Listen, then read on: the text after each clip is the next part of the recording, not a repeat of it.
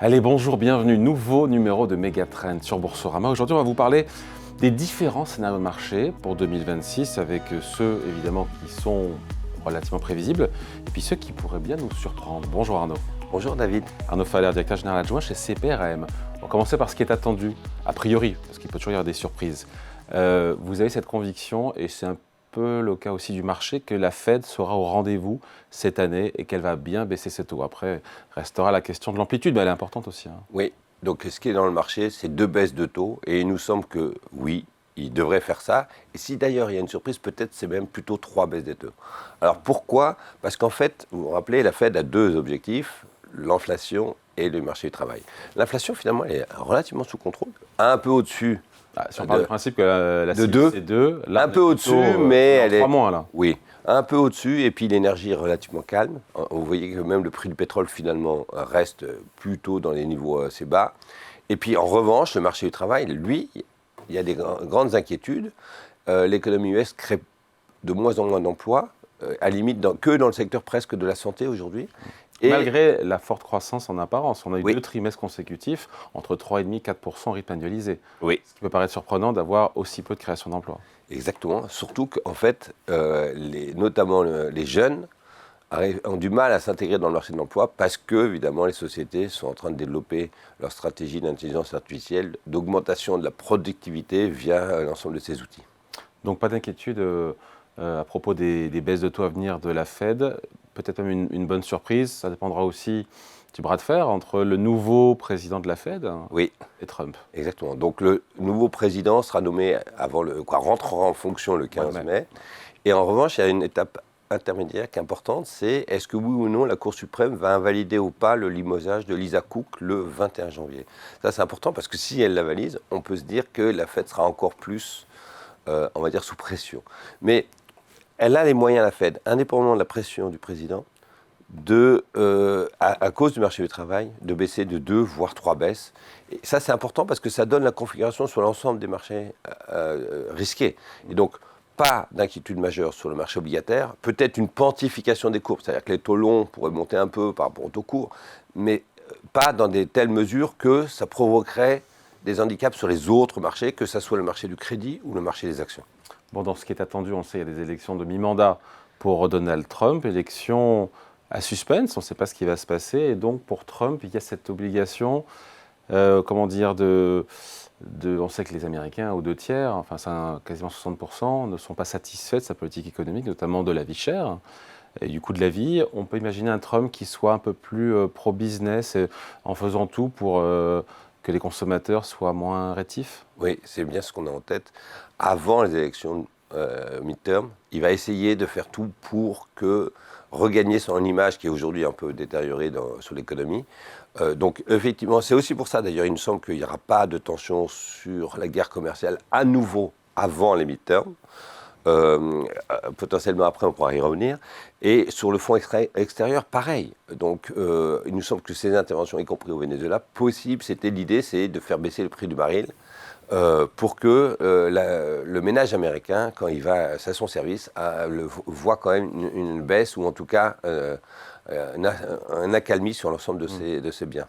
Tout ça favorise une croissance américaine, même une croissance, on va dire, européenne, relativement résiliente ? Oui, c'est ça le message qu'il faut avoir en tête.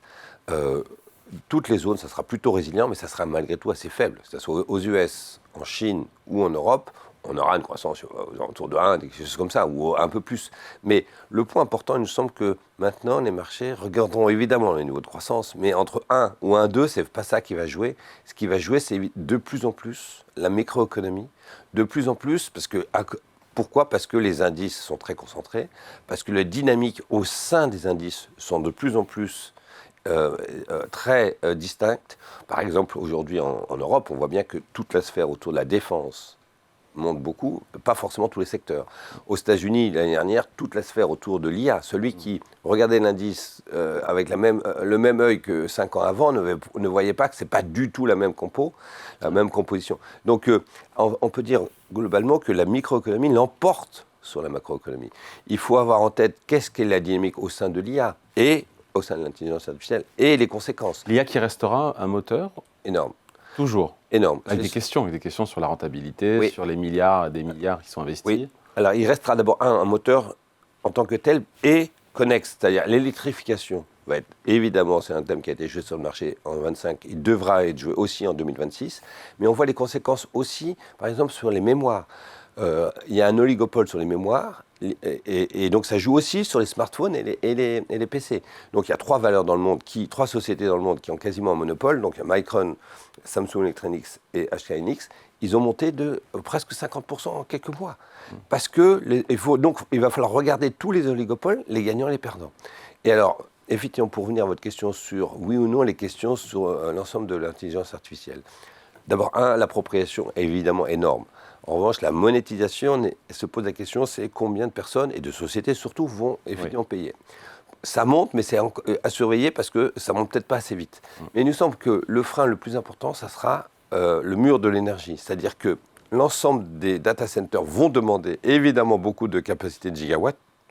On ne traduit pas en milliards de dollars, on traduit en gigawatts. Et c'est quasiment le parc nucléaire français qu'il faudrait créer en 3 ans, ce qui est énorme. Donc, regardons les gagnants et perdants, parce que certains vont réussir à se fournir en énergie pas trop chère, et d'autres non. Donc, mais il nous semble que les gagnants de l'IA en 2025 en bourse ne sont pas nécessairement les gagnants de 2026. Oui, exactement. Et on voit bien, en 2025, vous avez vu, il y a un an, Alphabet on se disait, mais tiens, ils ont loupé le virage. Et fin d'année, Gemini, qui est le moteur d'IA de Google, l'emporte sur ChatGPT. Et on voit bien en bourse, la Galaxy Gemini par rapport à la Galaxy ChatGPT, il y a un énorme écart sur 3 mois. Donc, à regarder les dynamiques à l'intérieur, et pas des indices, et pas seulement les indices de façade qui vont cacher beaucoup de choses. On en parle de Wall Street, mais si on regarde le match bourse européenne versus Wall Street... Alors, la bonne nouvelle, c'est qu'il y a... Il y a quasi match nul sur 2025, à peu près match nul. Peut-être un petit peu plus pour Wall Street. Oui, alors à condition qu'on ait couvert le dollar. Vous avez raison, il faut voir effectivement quelle devise on a. C'est ça, à condition qu'on ait couvert le dollar, parce que sinon ça ne marchait pas. Ouais. Mais d'ailleurs, on pense encore que le dollar peut aussi se déprécier un peu. Pas lourdement, mais un peu. Donc ça sera, sur l'Europe, on pense qu'il y a des matières, mais il faudra jouer plutôt quelques secteurs et pas l'ensemble de la cote.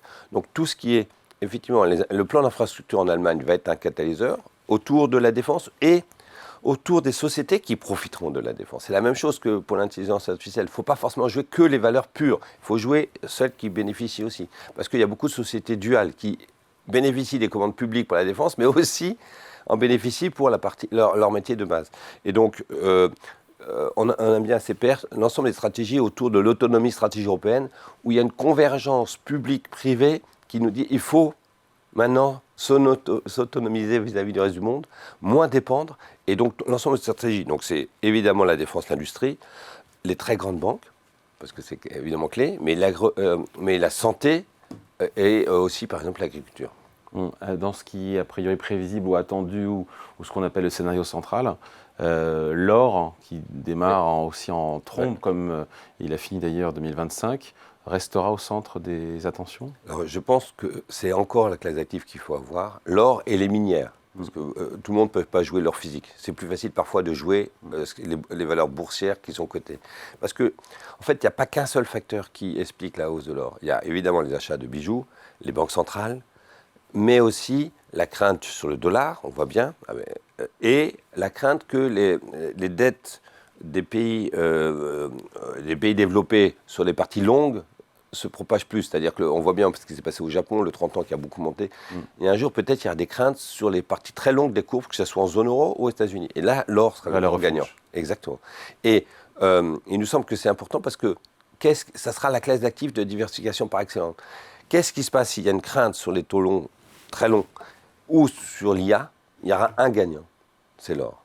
Et donc on pense que dans un portefeuille pour l'équilibrer, même si aujourd'hui, on a encore un potentiel sur l'or, on voit au-delà de 5000, mais pour autant, ce n'est pas parce qu'on s'en rapproche qu'on vend les positions. Parce que les minières ont un intérêt de diversification dans le portefeuille qui sont vraiment importants. Arnaud, il faut qu'on parle évidemment de ce qui pourrait décevoir les marchés, ce qui n'est pas pricé par les investisseurs, les surprises sur 2026. On pourrait avoir quand même malgré tout le retour des doutes, comme on l'a vu en fin d'année 2025, autour de l'IA. Oui. Donc effectivement, c'est... Heureusement, Nvidia avait largement rassuré sur Oui, ces résultats. mais c'est vrai, la question, encore une fois, la monétisation, il nous semble que c'est peut-être celui qui va arriver et qui est plus inquiétant, mais aussi le mur de l'énergie. Ce qui se passe, c'est que tout le monde a en tête leur trajectoire 2030, et on a bien en tête, nous, l'idée qu'on ne va pas attendre 2029 pour savoir si 2030, on atteint la cible ou pas. Donc la question en 2026 va aussi se poser si oui ou non, tout le monde a des plans sur 3 ans, ok, mais on ne va pas attendre 2 ans et demi pour voir, ah ben non, c'est Et en cas de déception ou d'écart par rapport à ce qui est attendu, là, parce que ouais. parce que les valorisations sont élevées, la sanction pourrait être un peu élevée. Dans les surprises, on pourrait avoir très bien aussi la Banque Centrale Européenne qui monte ses taux. Oui, c'est-à-dire que nous, on pense qu'ils ne vont rien faire en 2026. Pour autant, c'est vrai qu'il y aura une surprise qui fait que fin d'année, bon... Mais ça serait justifié comment d'ailleurs? Parce que pardon, on est à 1 et quelques de croissance en zone euro. En gros, non mais ça pourrait s'accompagner avec un boom de confiance si jamais finalement, au lieu d'un cessez-le-feu en Ukraine temporaire, on aurait une paix durable, ce qui est vraiment un peu probable, mais malgré tout, imaginons tous les scénarios, un boom de confiance, à nouveau, et tout d'un coup, hop, l'économie européenne a des perspectives bien meilleures qu'aujourd'hui, et dans ce cas-là. Mais il y a beaucoup de si. Ouais, il faut une paix durable en Ukraine, évidemment, ça, exactement. On en est très loin. Ouais. Le facteur Trump, encore aussi, dans les surprises, parce que Trump, il est imprévisible, et donc on a le sentiment quand même que les marchés s'étaient un peu habitués aux frasques et aux allers-retours, aux coups de menton suivis de reculades, mais peut-être qu'il nous réserve encore des surprises. La géopolitique, ça va être encore compliqué, mais il nous semble, mais pareil, c'est un scénario, il nous semble peu probable avant les midterms qu'il fasse un énorme écart. En revanche, après, ça sera peut-être compliqué, parce qu'il faut se rappeler que il veut, vis-à-vis de la Chine, il a obtenu un accord en octobre dernier, mais qui était valable 1 an, sur les droits de douane mesurés versus je peux importer des terres rares. Ça, c'est valable 1 an. Donc, après les midterms, c'est pas sûr du tout qu'il n'ait pas envie de revenir et d'être un peu plus agressif dans cette tension commerciale. Auquel cas, ça serait, là, 2027, la perspective de 2027 serait moins belle. Possiblement, d'ailleurs, fini là-dessus, 2027 pourrait être l'année de tous les dangers par rapport à une année 2026 qui semble, en début d'année, relativement balisée. Après midterm, Trump aura moins envie de soutenir l'économie US. Il faut voir aussi si les midterms lui font perdre le Congrès, le Sénat, la Chambre des représentants. Et après, la tension géopolitique avec Taïwan, un jour, on sait aussi qu'elle arrivera à nouveau. Donc la tension, c'est surtout cette crainte-là qui nous fait penser que 2027 est un peu potentiellement plus compliqué que 2026. En tout cas, 2026, le scénario, on va dire, dominant, dans lequel vous inscrivez, c'est globalement pas de mauvaise surprise, avec une Fed qui est au rendez-vous, une croissance résiliente et... Ouais. Donc globalement, ça permet de garder les actifs risqués en portefeuille et pas avoir trop de craintes. Encore une fois, les minières aurifères, et on cherche quelles sont les classes d'actifs qui pourraient bénéficier de secousses. Et bien les minières aurifères, c'est le cas. Elles ont fait mieux d'ailleurs en 2025, les minières aurifères, par rapport à l'or. En gros, il y a ce qu'on appelle un effet de levier, il y a quasiment, ils font x2. Et juste... Ah oui, donc si l'or a fait 65%, alors c'est en dollars, les minières ont fait le double. Ah ouais, ils ont fait 120, 125. Et au passage, on fait un tableau qu'on pourra diffuser, année après année, quelles sont les classes d'actifs qui ont bien gagné sur 10 ans. Ouais. L'or, sur 10 ans, a toujours été dans la première moitié, année après année, 2016, 2017 jusqu'à 2025, toujours. Donc la hausse de 2025, on a évidemment fait spectaculaire, mais il faut se rappeler que l'or s'en sort très bien, sauf une année sur les 10 dernières années. 14% de hausse par an sur 10 ans. Alors. Exactement. Sauf 2022, qui a été une très mauvaise année. Pour tout le monde. Voilà. Mais sinon, toutes les autres années étaient dans la première moitié, voire dans les 2 premières classes d'actifs. Donc franchement, en fond de portefeuille, c'est une... Après, on finit là-dessus, on pourrait en parler pendant des heures, je m'interroge quand même sur le fait que l'or monte en même temps que les actions. Pour moi, c'est une aberration. Comment on peut l'expliquer? Est-ce qu'à l'infini, évidemment non, mais est-ce qu'à l'infini, les deux peuvent monter de conserve? Parce que c'est diversifiant aujourd'hui. Il me semble que c'est bien. Ça ne veut pas dire forcément que l'or va toujours monter. Mais si jamais les actions, pour des raisons géopolitiques par exemple, baissent, il nous semble que l'or pourra en bénéficier, pourra contrebalancer la perte qu'on a sur les actions. C'est important la diversification. Exactement. Allez, merci beaucoup. Explication signée Arnaud Faller, directeur général adjoint chez CPRM. Merci Arnaud. Merci beaucoup. Et Megatrend revient dans quelques jours sur Boursorama.